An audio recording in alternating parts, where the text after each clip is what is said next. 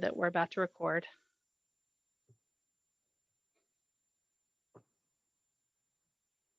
Giving us the record, I think we're okay now. All right, so pedagogy can only be inclusive if we first know our learners. Now, that doesn't mean we can't plan prior to meeting a particular class, because that would be a nightmare.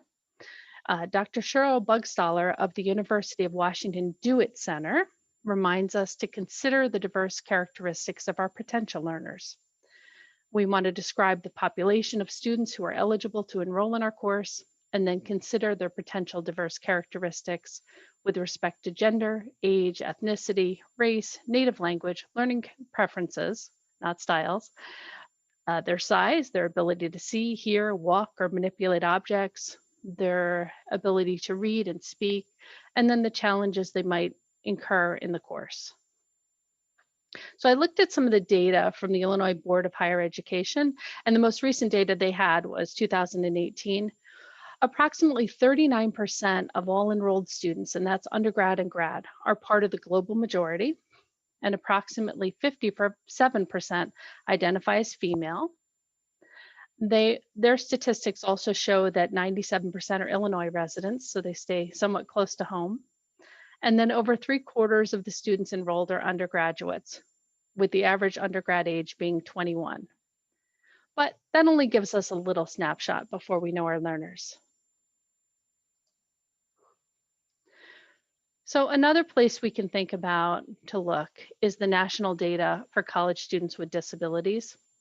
And according to the most recent data, again, this was from about 2018, published in 19. This is the National Center for Students with Disabilities. And they found that 19% of college students identify as a person with a disability. Out of these students, roughly a third identify as having one or more disabilities. And out of those, 18% identify as having ADHD, and as the chart shows, psychiatric disabilities or mental illness, chronic medical and health conditions, and mobility disabilities round off the next top 3 disabilities reported. So that's another piece. Thinking of this as a puzzle, right? We're putting together our learners. If we think about the average undergrad, age 21 again, the Australian social marketing research firm McCrindle has been tracking the data on the different generations, and you've probably seen a lot of their infographics around about Gen Z, Gen X, etc. So according to their data on Generation Z, in which these learners would be placed, these are some of the major characteristics of that generation. The idea that, they all claim to be visual, and we heard that from our keynote, right? But that they like to try and see, that they like to be facilitators, and they are flexible, participative, learner-centric. They live in an open book world. They like to be co-creators. The leadership that they want, and this would be from the leadership in the classroom or in the college, would be leaders that empower them, leaders that are collaborative, and that they want to have a multimodal learning style in the classroom. Does this correlate with anything you've seen? And feel free to use the chat or feel free to unmute.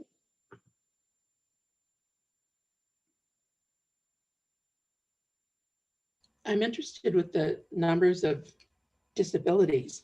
The federal government, and through the voice of the state, is sending audit teams out to schools and scolding them, P12 schools, and scolding them if they have more than 11% of kids identified. Oh no, they're over-identifying. And yet we read from the International Dyslexia Association that 1 in 5 people has dyslexia alone. And so your numbers of self-identification from students don't match what we're, quote, allowed to do in the younger grades in terms of services. This is shocking to me. And here's one piece of that. So at the college level, the students who self-identify as students with disabilities, they tend to come under the ADA law at that level. They're not under the IEPs. Idea, right. So yeah, so it's a combination of students who would have been in special education and students who would have received accommodations under ADA, and then students who received nothing but self-identify as a person with a disability when they get to college, because they can receive some accommodations and resources, but it's without the stigma of special education. And as a special education teacher, yeah, we wrestle with this all the time, that we have to label at a certain level, but then when you get to college, it's a whole different scenario. It's for some students, it's less stigmatizing to say, I have a disability and I could use this type of accommodation. Um, but I agree with you. Yeah, this random number of 11% or 12%, and even then, the national numbers for K-12 show it's really more. It's averaging about 14%, I think, when they look at it across the nation. Makes no sense. So we're going to continue on with the Gen Z learners here. In 2018, Tobin and Belling did some research and they presented case studies of today's college students.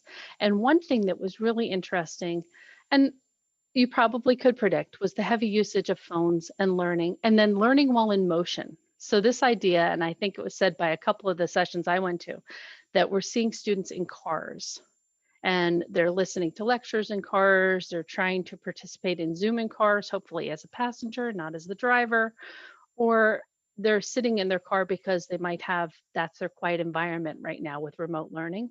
Well, even in 2018, this was really heavy. So then in 2020, in the spring, Wiley Educational Services surveyed more than 1,500 college students. And what they found is that 61% were saying they were using their mobile devices for learning. 13% wish they could have used their mobile devices to access their course materials, but they were inaccessible on the phone format. And then some additional pieces they found were that 47% of the students who said they were using their phone were completing all their digital readings on their phone. So when you think of yourself as a scholar, imagine you're accessing all those research and journal articles via your phone. They did a lot of video work on the phone. Some were actually completing graded activities. Now that was not drilled down to see what type of graded activities it was. A lot of communication, of course, via text or via emails through the phone, and research done. And then some even participated in discussion forums on the phone.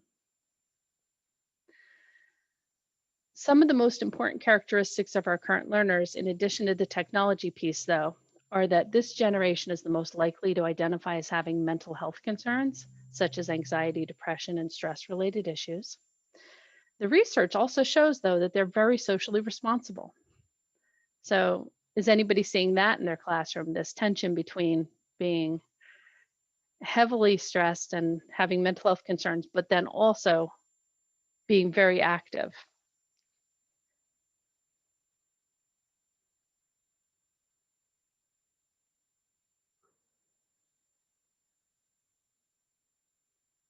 Somebody saying describes their freshman daughter. Yeah. Well, that's good. At least we have a little point where it seems to correlate. Then, of course, we add a pandemic. So to refresh, we have students who are racially, ability, and spiritually diverse, undergraduates who are collaborative, participative, multimodal, social conscious, mobile, connected to portable devices, and many have mental health concerns. In a recent study by Blankenstein, Frederick, and Wolf Eisenberg, they surveyed students at 21 US colleges and universities, and this was in April and May 2020. With the pandemic and the transition mainly to remote styles of learning, they found that the students were facing a lot of heightened challenges. And these were in the areas of work, school, and life balance, environmental challenges, so their learning environment, challenges with complicated assignments, disconnection from peers, and some of these were absolutely mentioned when I first asked you, increased physical and mental health concerns, and some had food and housing insecurity, actually less than they had predicted. So these are some other things. So how many of you in your course designs for this semester, how many incorporated any of these?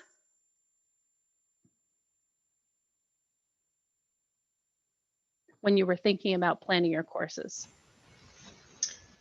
We're doing where I'm at. I'm Chris Genti. We're a high flex, I guess you want to call it.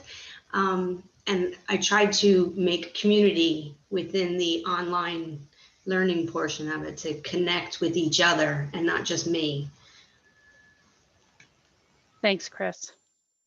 Yeah, community. And I think for those who are in the K-12 environment, community has been heavily stressed from all the research and all the trainings that I've seen, the idea of building community. So something that can help is universal design for learning. How many of you are familiar with universal design for learning? Could you just give me maybe a thumbs up or in the chat, a yes or a no? A little bit. Okay. So universal design for learning, it stems from the universal design architectural movement, thanks Meg, that, that focuses on providing environmental access to everyone who might use a potential physical space. So the idea is that by designing with people in mind, there's less retrofitting necessary. Universal design for learning, or UDL, and I'm using the definition from the Center for Applied Special Technology group, CAST. It's principles that guide the design of learning environments so that they're accessible and effective for all. And these are their principles.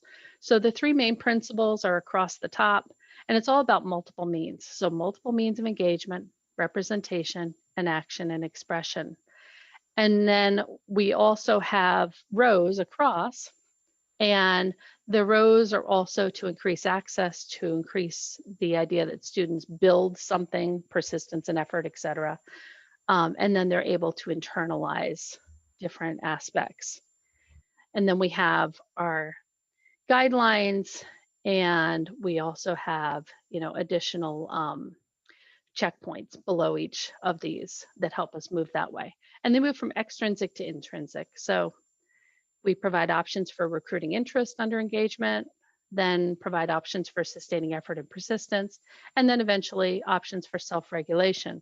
And there was just a session prior to this one on self-regulation that was very interesting. So these are all just suggestions. They can be mixed and matched. It's not a prescription, nor is it necessary to apply all of the checkpoints in a lesson or even in one course. It's things to think about to provide more access. When we're planning using a UDL framework, we have some key questions to consider. So we start small and begin with access. So we think about the single stream elements in a course, or in other words, where engagement, representation, and action and expression happen in only one modality. Additionally, Tobin and Belling identify pinch points as the place to start. So pinch points are places in the course curriculum where learners across sections ask the same questions or have similar questions, or they demonstrate errors in tests and quizzes and work, or they ask for alternate or additional explanations. And that's where we start. So we don't have to redo everything at once. We start small. This is just a nice little graphic that comes from Louis Lord Nelson. And this is really her process wheel, and thinking about the fact that first she actually starts with reflect. So we're reflecting on the needs of the students. We're identifying what principle or checkpoint might address that need. We investigate and create new methods and strategies. We teach the lesson with those new pieces in it. Then we assess how well it went, and then we continue that cycle. So I'm going to show you one of the courses that I teach, and we're going to start off with the micro level. So this course, Exceptional Learners in Inclusive Community, I teach at the grad and undergrad, but I'm taking the undergrad version here. It's a 16-week course. It usually meets once a week in person for about 2.5 hours. And normally we have an enrollment of about 20 to 30 students. They're juniors or second semester sophomores. And the course content is really about introducing these pre-service teachers to teaching students with disabilities. Many of you might have had to take it as part of your coursework if you have a teaching license. You would have taken a course like this or similar. This semester, I taught it online for the first time. So I thought it was a great time to really rethink it. When it was a once a week in-person course, it included interactive lectures, videos, small group, pair work, discussion, other activities to enhance the concepts. And as I planned for an online version, I realized it was a great time to critically think through the course design using UDL. So I want to just walk you through my thought process as I went through this. Here are my initial notes looking at the elements, the interaction type, and the format. So LMS is learning management system, by the way. So I'm going to follow Dr. Harrington's advice from our keynote and be quiet for a moment so you can read this slide.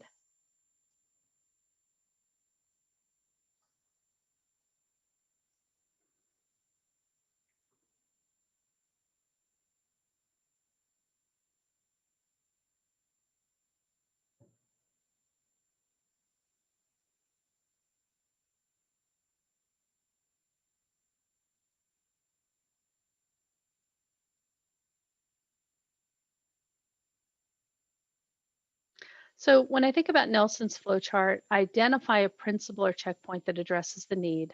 How might I use the checkpoint to meet the needs of my learners? I want to start with CAST's recommendation to start at the access level. So when we think about access, do you see any options in this initial course design that recruit student interest, perception, or give physical action? Do you see any individual choice, relevance to their lives, authenticity? Have I minimized threats and distractions? Do you see information displayed in multiple modalities? And can they respond with a variety of methods? What do you think?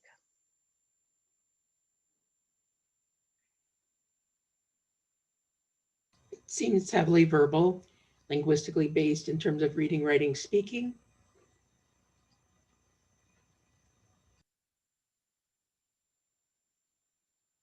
This is a good time to be really critical. I was a little disappointed in my own work when I laid it out this way, I'll say.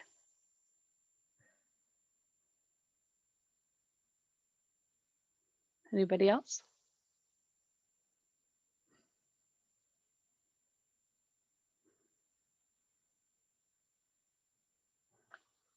Five minutes, oh my goodness.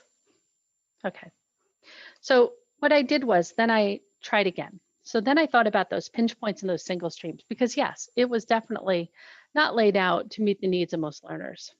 So I thought about UDL alternatives. In this case, if I'm having something that's a video or a recorded lecture, providing written transcript or closed captioning, could I make my syllabus interactive? Could I offer student choice and response? Could I add video content that had the same content as the text that they had to read so that they'd have choice? Guided notes or interactive notes. So I started going through that. And then I had to think more about those learners. So those characteristics, not just the UDL principles, but the characteristics that came into play. And I went to try 3.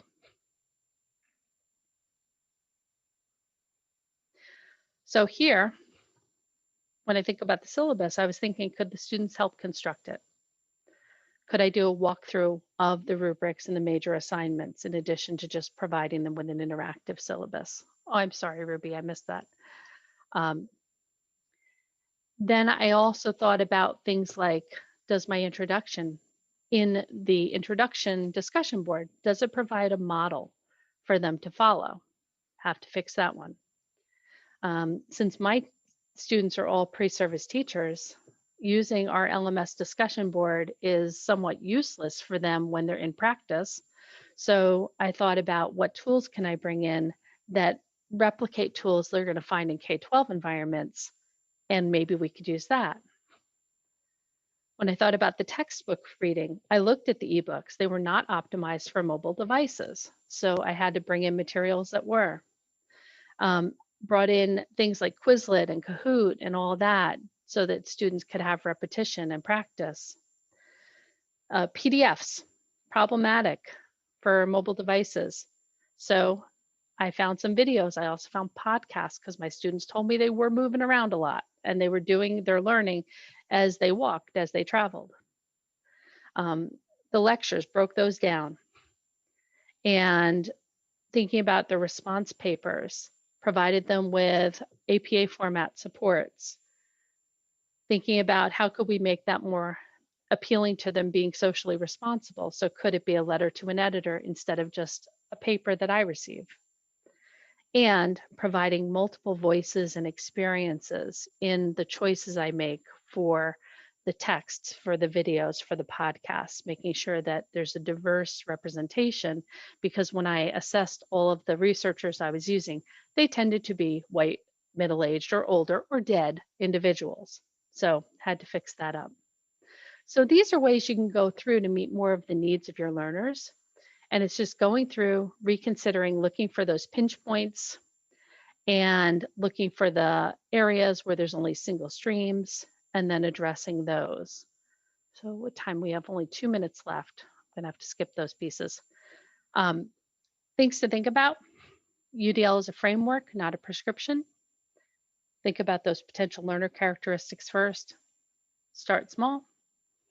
And no course meets everybody's needs. So we just keep trying to enhance them to meet more needs as we go along. We have 1 minute. So 1 minute for questions, comments. I'm also going to show you, I have a Wakelet with a lot of resources, this full PowerPoint, and additional tips, etc., to help you if you're interested in that. Thank you. Thanks. Any questions?